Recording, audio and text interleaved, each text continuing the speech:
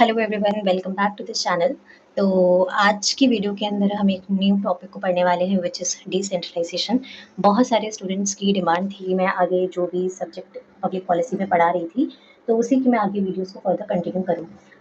Even I know कि आपका exam कुछ ही दिनों में है, अगले कुछ दिनों में, बट हमारा जो फोकस होना चाहिए वो अब एंड टाइम पे जो बच्चे जागे हैं कि भाई सिलेबस कहाँ से होगा, किस तरीके से पढ़ें, कुछ समझ नहीं आ रहा, मतलब स्टिल दे आर कंफ्यूज कि कहाँ से क्या करना है एग्जाम के कुछ दिन पहले।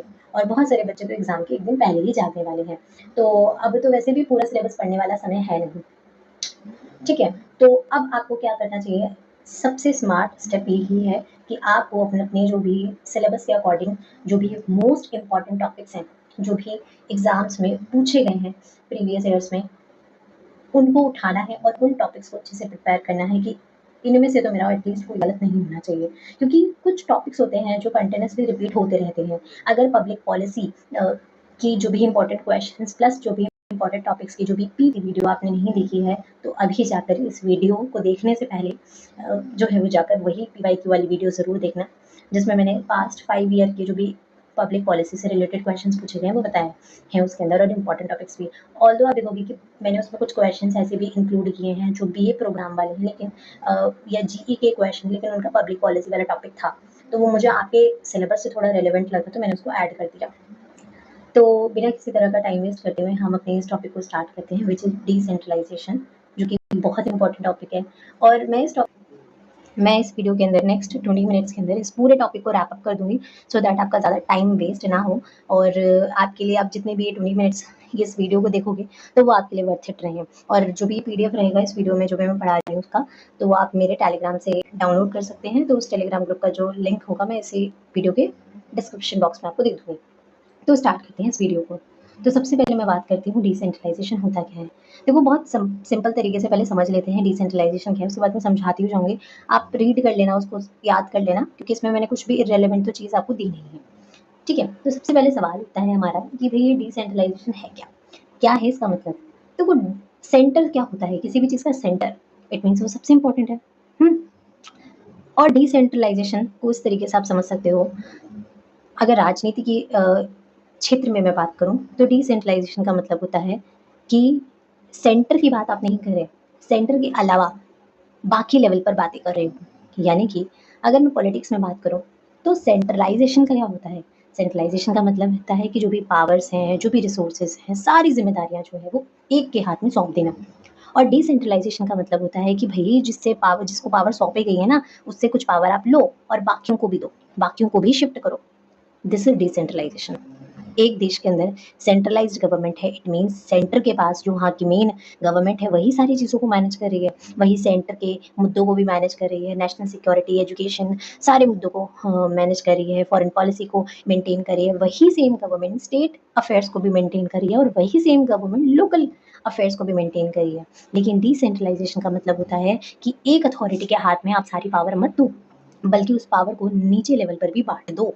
जैसे हमारे कॉन्स्टिट्यूशन के अंदर आप देखोगे कि 2 लेवल पर इनिशियली आप देखोगे कि मूल जो संविधान है हमारा, उसमें 2 लेवल की ही गवर्नमेंट की बात की गई थी, सेंटर और स्टेट लेवल की, ठीक है। लेकिन 73rd और 74th कॉन्स्टिट्यूशनल अमेंडमेंट के थ्रू तीसरे लेवल की गवर्नमेंट को भी जोड़ा गया था, और लोकल गवर्नमेंट को गाँव के अंदर पंचायती राज व्यवस्था लाई गई थी, और शहरों के अंदर अर्बन लोकल गवर्नमेंट को जो है वो इंट्रोड्यूस किया गया था। तो ये क्या स्टेप था? डिसेंट्रलाइजेशन का स्टेप था कि भाई अब पावर्स को एक जगह मत सौंपो और पावर को निचले लेवल पर भी शिफ्ट करो।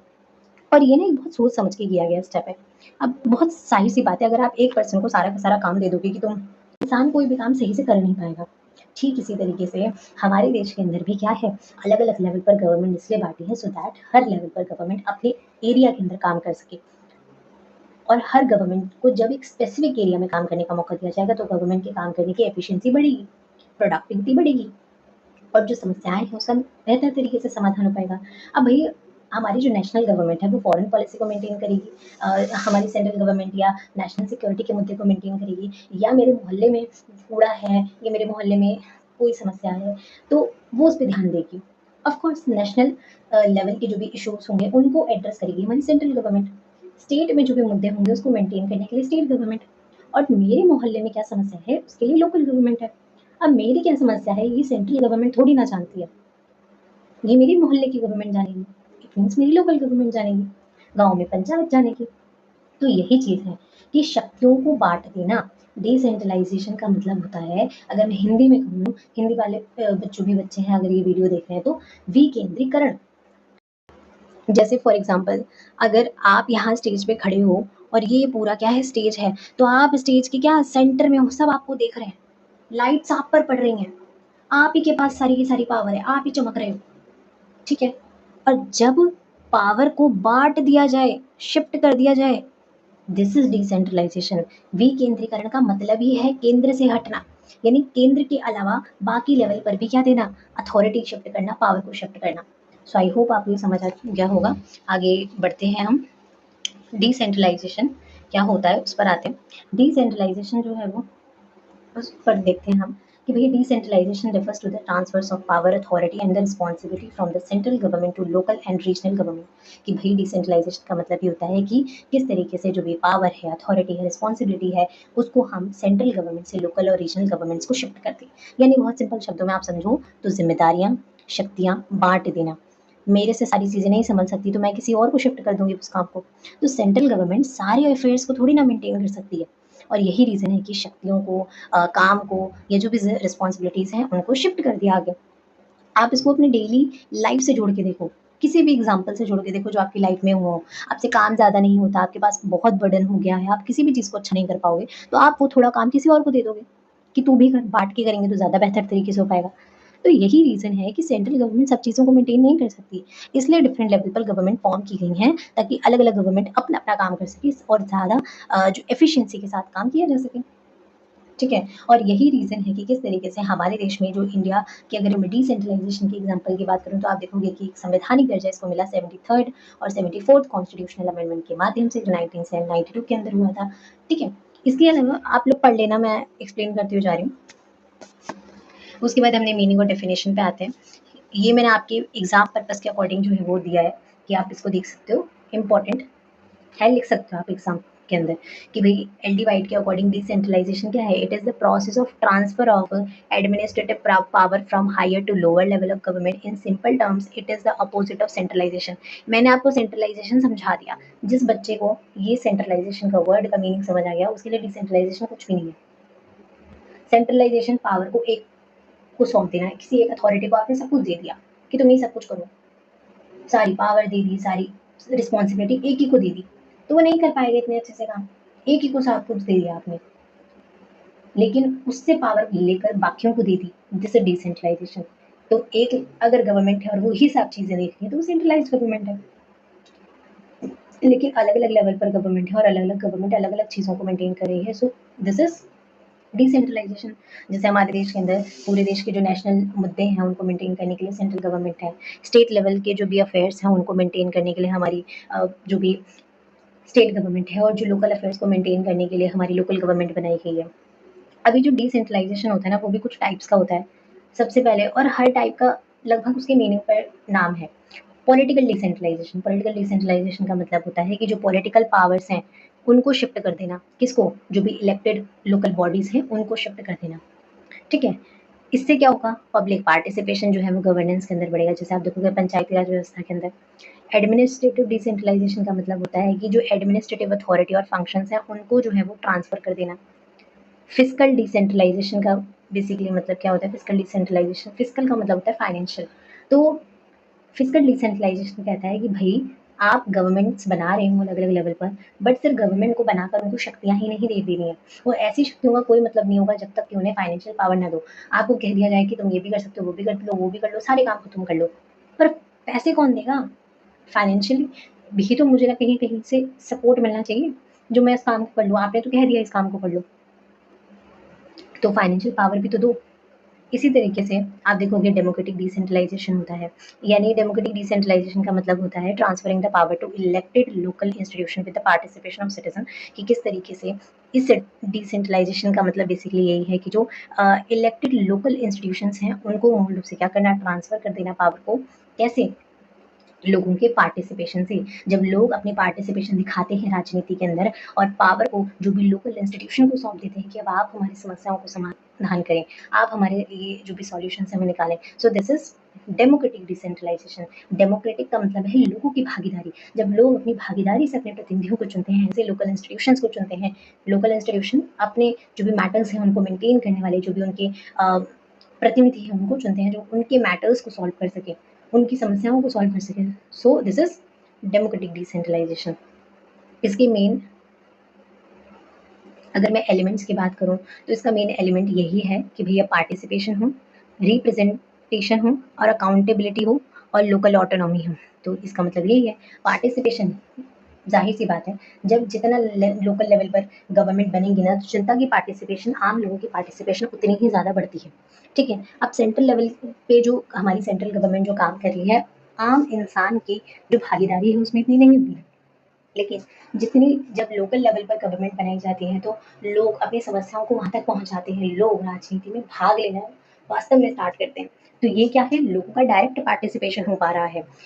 रिप्रेजेंटेशन, देखो सेंट्रल लेवल पे गवर्नमेंट में बहुत सारे लोग हैं और वो जो काम कर रहे हैं, ना तो सेंट्रल लेवल पे काम करने वाले लोग हमें जानते हैं और ना ही हम ठीक तरीके से उन्हें जान पाते हैं। लेकिन हमारे लोकल लेवल पर जो भी गवर्नमेंट काम कर रही है, हम उनमें काम करने वाले लोगों के नाम जानते हैं जनरली, और हम अपनी समस्याओं को लेकर जाते हैं जब उन तक, तो वो भी हमें जान पाते हैं। तो क्या हो रहा है, एक डायरेक्ट पार्टिसिपेशन हो रहा है। और जब हम क्या करते हैं, डेमोक्रेटिक डिसेंट्रलाइजेशन के थ्रू अपनी लोकल इंस्टीट्यूशंस को इलेक्ट करते हैं, तो वो जो प्रतिनिधि हमने चुने हैं, वो जो रिप्रेजेंटेटिव हमने चुने हैं, वो हमारे प्रति क्या होते हैं, अकाउंटेबल भी होते हैं। उनकी जिम्मेदारी बनती है कि अगर हमने उनको चुना है, हमने उनको इलेक्ट किया है, तो वो हमारी ज़रूरतों के अकॉर्डिंग काम करें।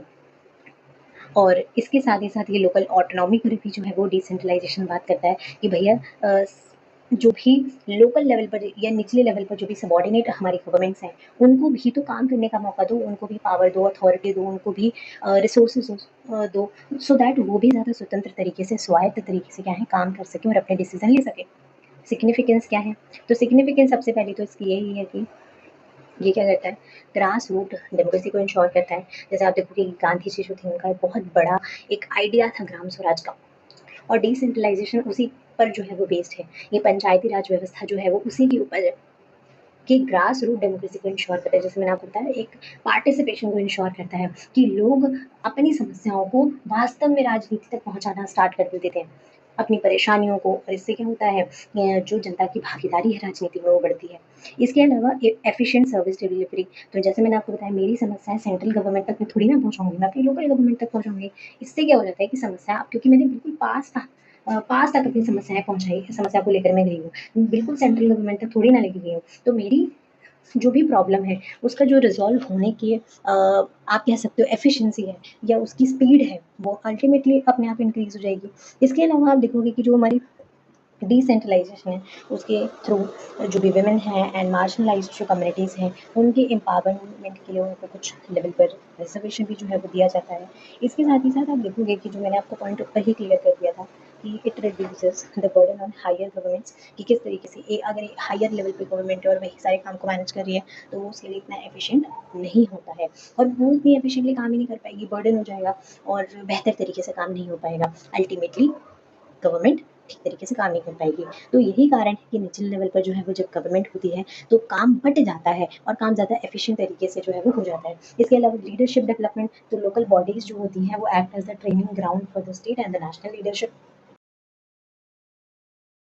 क्या होता है, एक इंक्लूसिव डेवलपमेंट होता है। It ensures the participation of the weaker section in decision making. तो इससे क्या होता है, अब देखो लोकल लेवल की गवर्नमेंट से की वजह से क्या होता है कि एक आम मोहल्ले का नागरिक, एक गांव का आम इंसान, जो युवा है, जो आम इंसान है, उसकी राजनीति में डायरेक्ट पार्टिसिपेशन बढ़ती है ना, राजनीति में वो रुचि लेता है, पार्टिसिपेशन बढ़ती है और वो ये समझ पाता है कि हाँ, हमने जिन लोगों को इलेक्ट किया है, जो हमारे इलेक्टेड रिप्रेजेंटेटिव्स हैं, उनका अकाउंटेबिलिटी बनती है हमारे प्रति, वो जनता के प्रति जवाबदेह हैं। तो ये सारी चीज़ें ये लोग समझ पाते हैं। इसके अलावा कॉन्स्टिट्यूशनल, अगर मैं प्रोविजंस की बात करूँ तो आप देखोगे कि 73rd कॉन्स्टिट्यूशनल अमेंडमेंट जो है वो 1992 के थ्रू लाया गया था। इसके थ्रू इसके थ्रू पार्ट टाइम शेड्यूल 11 और 29 सब्जेक्ट जो है वो इसके अंदर ऐड किए गए थे और इसके थ्रू जो ग्राम सभा है उसको कॉन्स्टिट्यूशनल बॉडी जो है वो बनाया गया। और आप देखोगे कि ये 3 टियर लेवल पर पंचायती राज व्यवस्था को अपनाया गया था, जिसमें पहले ग्राम पंचायत है, फिर पंचायत समिति है, देन जिला परिषद है, और 5 साल का टर्म इनका निर्धारित किया गया था। इनके लिए स्टेट इलेक्शन कमीशन और स्टेट फाइनेंस कमीशन जो है वो क्या है बनाया गया। इसी तरीके से आप देखोगे कि 74th कॉन्स्टिट्यूशनल अमेंडमेंट के थ्रू अर्बन लोकल गवर्नमेंट को इंट्रोड्यूस किया गया था, पार्ट 9A शेड्यूल 12 और सब्जेक्ट 18। मेरा ये एडवाइस है आपको, सजेशन है कि आप जब भी अगर डिसेंट्रलाइजेशन का क्वेश्चन आता है, जो कि मोस्ट प्रोबेबली आएगा ही, तो आप ये चीज़ ज़रूर ऐड कीजिएगा अपने आंसर के अंदर। उसके बाद हम इस पे बात कर रहे हैं चैलेंजेस क्या है, इसकी लिमिटेशन क्या है। तो देखो लिमिटेशन सबसे पहले इसकी यही है कि भाई यहाँ पे प्रॉक्सी रिप्रेजेंटेशन काफ़ी ज़्यादा देखने को मिलता है। प्रॉक्सी रिप्रेजेंटेशन का मतलब होता है कि प्रॉब्लम ऑफ सरपंच पति। आपने देखा होगा हम कहते हैं जनरली कि जो महिलाएं हैं उनका राजनीति में हिस्सेदारी होनी चाहिए, उनकी राजनीति में भागीदारी होनी चाहिए, पार्टिसिपेशन होना चाहिए। अब लोकल लेवल पर आप देखोगे जनरली महिलाएं सत्ता में आ भी जाती हैं और राजनीति में आ जाती हैं, बट आप देखोगे कि महिलाएं राजनीति में आ तो जाती हैं, लेकिन राजनीति में आने के बावजूद उन्हें वो पावर नहीं मिलती, क्योंकि अल्टीमेटली जो पावर होती है वो रहती तो मेल्स के ही हाथ में। आप देखोगे सरपंच अगर महिला है तो डिसीजन उसका पति ले रहा होता है। तो महिला राजनीति में आती है लोकल लेवल पर या डिसेंट्रलाइजेशन के थ्रू लोकल गवर्नमेंट पर, लेकिन वो पावर, वो अथॉरिटी नहीं मिलती। यही लिखा है इसमें कि प्रॉब्लम ऑफ सरपंच पति where the elected women representatives are controlled by the male family members, कि भाई अल्टीमेटली क्या कौन डिसीजन ले रहा है, मेल ही ले रहा है। तो ये जनरली आप देखोगे ये देखने को मिलता है।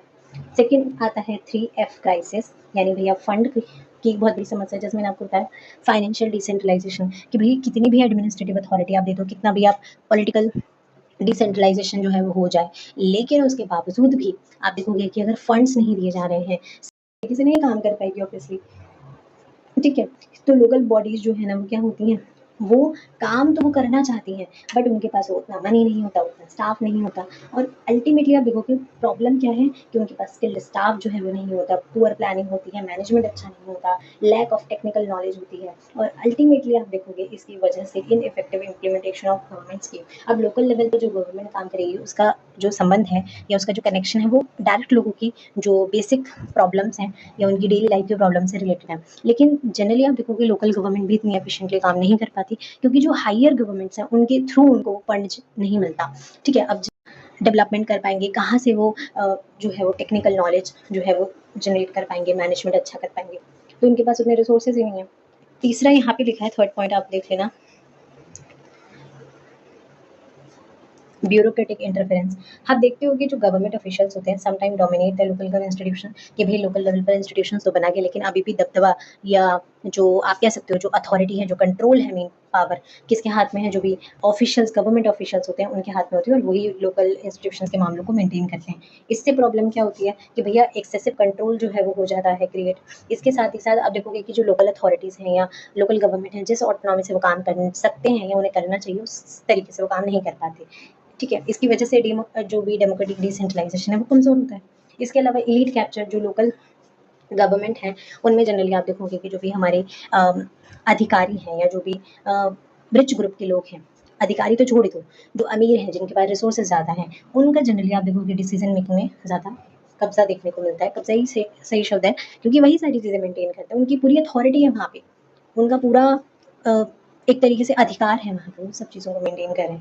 इसके अलावा लैक ऑफ कैपेसिटी, कि भैया किस तरीके से जो बहुत सारे इलेक्टिव रिप्रेजेंटेटिव्स हैं उनके पास क्या होती है, लैक ऑफ ट्रेनिंग है, और उनके पास उतना बजट भी नहीं हो पाता कि वो डेवलपमेंट से रिलेटेड जो भी प्लान है उनको वास्तव में वो एग्जीक्यूट कर सकें। और लैक ऑफ पब्लिक पार्टिसिपेशन, हम कहते हैं कि पब्लिक पार्टिसिपेशन इसके थ्रू होता है, और ये डिसेंट्रलाइजेशन का सबसे बड़ा फीचर है। लेकिन अल्टीमेटली आप देखोगे जो लोग हैं ना वो इस तरीके से अनअवेयर हैं अपने राइट्स को लेके, अपनी ड्यूटीज़ को लेके, कि राजनीति में भले ही लोकल लेवल पे भी गवर्नमेंट क्यों ना आ जाए, लेकिन बहुत सारे लोग हैं जो अनअवेयर हैं बहुत सारी चीज़ों से, अपने राइट से, अपनी रिस्पॉन्सिबिलिटीज़ से, क्या उन्होंने करना चाहिए, क्या उन्होंने नहीं करना चाहिए, ये अभी तक उन लोगों को नहीं पता चला। अगर हम कंक्लूजन पर आ रहे तो आप देखोगे decentralization strengthens democracy and promotes local participation. Its success depends on adequate funds, administrative autonomy, public awareness, and the social equality. Strengthening local institution is necessary for the effective democratic governance in India. यानी overall अगर हमें समझें तो देखो decentralisation क्या है, बहुत important है, और ये डेमोक्रेसी को स्ट्रेंथन करने के लिए बहुत बहुत ज़्यादा अधिक इम्पॉर्टेंट है, स्पेशली लोकल पार्टिसिपेशन को बढ़ाने के लिए। लेकिन बहुत सारी इसमें कमियाँ भी हैं, जिन कमियों पर हमें काम करने की नीड है और ज़रूरत है हमें फंड्स जो हैं हमें ये इंश्योर करना चाहिए कि लोकल जो भी गवर्नमेंट है उनको एडिक्वेटली जो भी फंड्स हैं वो मिलते रहें, एडमिनिस्ट्रेटिव ऑटोनॉमी हो, पब्लिक अवेयरनेस हो, कुछ ऐसे प्रोग्राम्स या कुछ ना कुछ ऐसी चीज़ें करती रहनी चाहिए सो दैट लोग अपनी रिस्पॉन्सिबिलिटीज़ और जो भी उनकी राइट्स हैं उसको समझ सकें। ठीक है, इसके थ्रू क्या होगा, लोकल जो इंस्टीट्यूशंस हैं वो वास्तव में मजबूत हो पाएंगे, वो स्ट्रेंथन हो पाएंगे और डेमोक्रेटिक जो गवर्नेंस है वो और भी इफेक्टिव बन पाएगा। उसके बाद नेक्स्ट टॉपिक पे आते हैं हम, और जो भी नेक्स्ट टॉपिक रहने वाला है उसके अंदर हम पढ़ने वाले हैं significance of decentralisation in policy making. जैसे आप देख सकते हो कि मैंने कितना आप लोगों का ध्यान रखा है कि मैंने किस तरीके से टॉपिक्स को अरेंज किया है।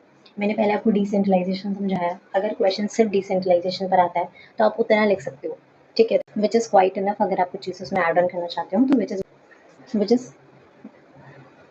विच इज़ क्वाइट, तो आप उसको लिख सकते हो which is quite enough. Even अगर आपको कुछ लगता है कि इसमें कुछ और ऐड ऑन करना चाहिए तो यस बिल्कुल आप कर सकते हो। अगर क्वेश्चन आता है कि डिसेंट्रलाइजेशन का पब्लिक पॉलिसी में क्या योगदान है या क्या सिग्निफिकेंस है डिसेंट्रलाइजेशन की पब्लिक पॉलिसी के अंदर, तो कुछ पॉइंट्स और हैं जो थोड़ा डिस्कस कर लेते हैं। बाई चांस अगर एग्जाम में आ गया तो थोड़ा डिस्कस कर लेते हैं उसको, तो आप इन चीज़ों को भी इसमें ऐड कर सकते हो। अब आप बोलोगे कि क्या सिर्फ यही लिखे आंसर में, नहीं, इतने कम आंसर के भी मार्क्स नहीं मिलेंगे अच्छे, तो आपको कुछ पॉइंटर्स वहाँ पे भी ऐड करने हैं, तो आप कुछ इनको भी लिख सकते हो। जैसे फॉर एग्जाम्पल इंट्रोडक्शन आप लिखोगे, फिर थोड़ी मैं बताऊंगी आप डिसेंट्रलाइजेशन क्या है, थोड़ा बता दोगे कि 74th अमेंडमेंट के बारे में बता दोगे। उसके बाद सिग्निफिकेंस लिख दिया आपने, ठीक है। उसके बाद आप यहाँ पे बताओगे कि क्या सिग्निफिकेंस है डिसेंट्रलाइजेशन की इन पॉलिसी मेकिंग, उसको अच्छे से एक्सप्लेन करोगे, जितने भी पॉइंटर्स बताऊंगी। एंड लास्टली जो भी क्रिटिसिज्म, अगर आपको 3-4 पॉइंट्स लिखने हैं तो लिखिए एंड देन कंक्लूड करिए। मैं बिल्कुल फॉर्मेट बता रही हूँ आपको, और आप देखोगे किसी भी यूट्यूब चैनल पर किसी भी तरीके से आपको इस तरीके से इस फॉर्मेट में तो नहीं मिलेगा। लेते हैं, सबसे पहले हम बात करते हैं कि भाई डिसेंट्रलाइजेशन का पॉलिसी मेकिंग में क्या योगदान होता है, क्या इसकी सिग्निफिकेंस है, थोड़ी इस पर बात कर लेते हैं। सो फर्स्ट है relevance and responsiveness.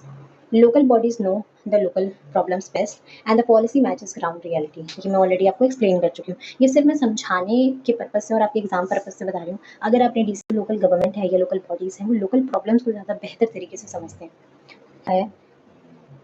Peoples participation, कि भाई किस तरीके से, जो आपको मैंने बता दिया कि किस तरीके से लोकल जो गवर्नमेंट होती है उसमें क्या होता है, जनता का पार्टिसिपेशन होता है, और ये डायरेक्ट डेमोक्रेसी को इंश्योर करती है। डायरेक्ट डेमोक्रेसी आपको पता ही होगी, दो तरह की डेमोक्रेसी होती है, एक डायरेक्ट एक इनडायरेक्ट। डायरेक्ट डेमोक्रेसी में क्या होता है कि लोग खुद अपने डिसीजन मेकिंग प्रोसेस में पार्टिसिपेशन करते हैं और खुद डिसीजन लेते हैं। इनडायरेक्ट डेमोक्रेसी में हम अपने रिप्रेजेंटेटिव्स को चुनते हैं और वो जो रिप्रेजेंटेटिव्स होते हैं वो फिर हमारे लिए काम करते हैं। तो अल्टीमेटली लोकल गवर्नमेंट्स के अंदर, लोकल बॉडीज के अंदर जनता की डायरेक्ट पार्टिसिपेशन हमें देखने को मिलती है। जो विलेजर्स होते हैं, जिनमें भी आप देखोगे जो पंचायत होती हैं, ग्राम सभाएं होती हैं, तो वहाँ पे आप क्या देखोगे कि जो विलेजर्स होते हैं ना, वो खुद ही आपस में डिसीजन लेते हैं, वो खुद ही पॉलिसीज को अप्रूव करते हैं। तो यहाँ पे क्या है, पार्टिसिपेटरी पॉलिसी मेकिंग हो रहा है। इससे क्या होता है, ओनरशिप इंक्रीज होती है, और क्योंकि लोगों की सहमति के थ्रू वो क्या है पॉलिसीज बनाई गई हैं, तो वो लोगों के लिए ज़्यादा एक्सेप्टेबल भी होती है। तीसरा आता है फास्ट एंड फ्लेक्सिबल डिसीजन, कि भाई ये जो लोकल लेवल के इश्यूज होते हैं वो लोकल गवर्नमेंट ही ज़्यादा कम समय में उसको एफिशिएंटली उसको हैंडल कर सकती है। अब उस समस्या को स्टेट या सेंट्रल गवर्नमेंट हैंडल करेगी तो पता नहीं कितना समय लगेगा, तो जो छोटे छोटे इश्यूज हैं वो लोकल लेवल पर ही सॉल्व हो जाते हैं, ठीक है। फोर्थ इसके अंदर आता है प्रमोट्स इनोवेशन एंड एक्सपेरिमेंटेशन, कि भैया किस तरीके से जो डिफरेंट रीजन्स होते हैं can try different policy approaches successful. Local policies can letter be adopted nationally, कि भैया अब क्या है, आप देखो छोटे लेवल पर जब आप किसी भी चीज़ का टेस्ट करते हो ना, तो ज़्यादा बेटर होता है इस चीज़ को समझ पाना कि इसका बड़े लेवल पर ही अगर हम इसको इम्प्लीमेंट करेंगे तो आउटकम क्या होंगे। तो हम छोटे छोटे लेवल पर लोकल गवर्नमेंट क्या है कुछ चेंजेस कर सकती हैं, कुछ नए तरह की पॉलिसीज बना सकती हैं। अगर उन्हें लगता है कि वो लोकल लेवल पर सक्सेसफुल है तो उसको ही हम नेशनल लेवल पर अडॉप्ट कर सकते हैं। एनहांसेस अकाउंटेबिलिटी, जाहिर सी बात है लोकल गवर्नमेंट होती है या डिसेंट्रलाइजेशन में क्या होता है कि जो सिटीजन होते हैं ना उनके पास मेन पावर होती है। सिटीजन डिसाइड करते हैं कि भैया किस तरीके से जो पॉलिसी बनाने वाली जो लोकल अथॉरिटीज़ हैं ये क्या काम कर रही हैं, उनको वो मॉनिटर करते हैं और किस चीज़ की डिमांड करते हैं, ट्रांसपेरेंसी की, पारदर्शिता की, कि भैया जो भी काम हो रहा है वो पारदर्शिता के साथ हो, ठीक है। और लोकल लीडर जो है वो यूजली क्या होते हैं, मोर एक्सेसिबल होते हैं देन नेशनल अथॉरिटीज़, है ना। इसके बाद नेक्स्ट इसमें आता है हमारा sixth, reduces burden on central government. ये तो मैं ऊपर भी डिस्कस कर चुकी हूँ कि भैया अगर सारा पॉलिसी मेकिंग का हम बर्डन एक ही गवर्नमेंट को सौंप देंगे तो बहुत दिक्कत हो जाएगी सेंट्रल गवर्नमेंट के लिए भी। और यही रीज़न है कि इसके थ्रू क्या होता है, जो सेंट्रल गवर्नमेंट के ऊपर जो बर्डन है वो भी रिड्यूस होता है। सो हर गवर्नमेंट अपने अपने लेवल पर काम करती है तो ज़्यादा एफिशिएंटली काम किए जा सकते हैं, ज़्यादा बेहतर पॉलिसीज़ बनाई जा सकती है। अब नेशनल गवर्नमेंट या सॉरी सेंट्रल गवर्नमेंट है वो हमारे नेशनल इश्यूज़ को एड्रेस कर रही है, लाइक डिफेंस, फॉरेन पॉलिसी, है ना, मैक्रो इकोनॉमिक्स प्लानिंग। तो मैक्रो इकोनॉमिक आपको पता ही होगा कि मैक्रो यानी बड़े लेवल पर आप बात करें, बड़े स्केल पर बात करो, माइक्रो यानी इंडिविजुअल लेवल पर। तो जो मैक्रो इकोनॉमिक प्लानिंग्स हैं उनको मेंटेन करने का काम कौन कर रही है, हमारी सेंट्रल गवर्नमेंट कर रही है। ठीक है, वाइल आप देखोगे कि जो लोकल गवर्नमेंट है वो कम्युनिटी लेवल कंसर्न्स को जो है वो क्या कर रही है, हैंडल कर रही है। सेवंथ आता है बैलेंस्ड रीजनल डेवलपमेंट, कि decentralisation allows the regions to plan according to their economic and social condition, helping reduce regional inequalities. And यहाँ पे लास्ट जो पॉइंट है उसमें मैंने चैलेंजेस दे रखे हैं कि भैया क्या क्या चुनौतियां हैं डिसेंट्रलाइजेशन के सामने, जो ऊपर वाली है सेम। ठीक है, तो पहला तो यही है कि भैया रिसोर्सेज नहीं है इनके पास, लैक ऑफ एडमिनिस्ट्रेटिव कैपेसिटी, इतनी कैपेसिटी नहीं है। ठीक है, इसके अलावा risk of corruption and local elite domination, जैसे मैंने आपको बताया कि जनरली आप देखोगे कि अगर कोई लोकल गवर्नमेंट है और तो उस लोकल गवर्नमेंट के अंदर जो रिच ग्रुप होता है ना उसका डोमिनेंस हमें देखने को मिलता है, जैसे consistency across the region and fact conflicts between the central and local government. और इसमें सबसे बड़ी तो चीज़ यही है कि भैया सेंट्रल गवर्नमेंट से लोकल गवर्नमेंट को जो भी एडिक्वेट फंड्स हैं, रिसोर्सेज हैं, वो नहीं मिलते, और इसलिए बार बार लोकल गवर्नमेंट को सेंट्रल गवर्नमेंट के ऊपर डिपेंड रहना पड़ता है। और कंटिन्यूसली पावर, रिस्पॉन्सिबिलिटी, रिसोर्सेज को लेकर एक कह सकते हो कि कॉन्फ्लिक्ट जो है वो कंटिन्यूसली उनके भी चलते रहते हैं। कंक्लूजन वही सारी चीज़ें हैं कि भैया डिसेंट्रलाइजेशन क्या है, वास्तव में डेमोक्रेसी के लिए बहुत इंपॉर्टेंट है, और मूल रूप से जो पॉलिसी मेकिंग है उसमें भी बहुत इंपॉर्टेंट रोल ये निभाता है। लेकिन बहुत सारी इसके सामने चुनौतियाँ भी हैं, बहुत सारे फैक्टर्स हैं जो इसको प्रभावित करते हैं। अगर गवर्नेंस के अंदर अकाउंटेबिलिटी, ट्रांसपेरेंसी को इंश्योर करने और जनता की राजनीति के अंदर जो पार्टिसिपेशन है उनको इंक्रीज करने में बहुत बड़ी भूमिका निभा सकती है। अल्टीमेटली इसके थ्रू क्या होगा, डेमोक्रेसी और इंश्योर हो, इसके थ्रू क्या होगा, इसके थ्रू डेमोक्रेसी और ज़्यादा स्ट्रेंथन हो पाएगी। सो यही हमारा टॉपिक था। मैंने, अगर आपको इसका PDF जो है वो डाउनलोड करना है तो आप टेलीग्राम ग्रुप जरूर ज्वाइन कर लीजिएगा। और मुझे आपसे एक बात करनी थी कि आप देख सकते हो स्क्रीन पर एक स्क्रीनशॉट जो है वो आ रहा है कि हम मेरे चैनल के ऊपर 1.3 के जो है वो व्यूज़ कंप्लीट हो चुके हैं, प्लस वॉच आवर भी आप देख सकते हो कि काफ़ी सही जा रहे हैं, बिकॉज एक न्यू चैनल है मेरा। बट आप लोग वीडियोस देख रहे हो और चैनल सब्सक्राइब नहीं कर रहे। आप देख सकते हो कि कितने सारे लोग हैं जो सिर्फ वीडियोस देख रहे हैं बट वो सब्सक्राइब नहीं कर रहे हैं। मैं तो हर वीडियो में आपको कहती हूँ कि आप लोग चैनल सब्सक्राइब कर लीजिए, बट आप लोग करते नहीं हो। छोटी सी वीडियो थी, अगर आपको वीडियो अच्छी लगी हो तो अपना रिव्यू ज़रूर दीजिएगा कमेंट बॉक्स में। और अगर आपको किसी भी चीज़ की नीड है या किसी टॉपिक पे आप स्पेसिफिकली चाहते हो कि इस पर वीडियो आनी चाहिए, तो आप मुझे सजेशन दे सकते हैं, मैं उस पर ज़रूर काम करूँगी। तो अभी के लिए इतना ही, मिलते हैं नेक्स्ट वीडियो में।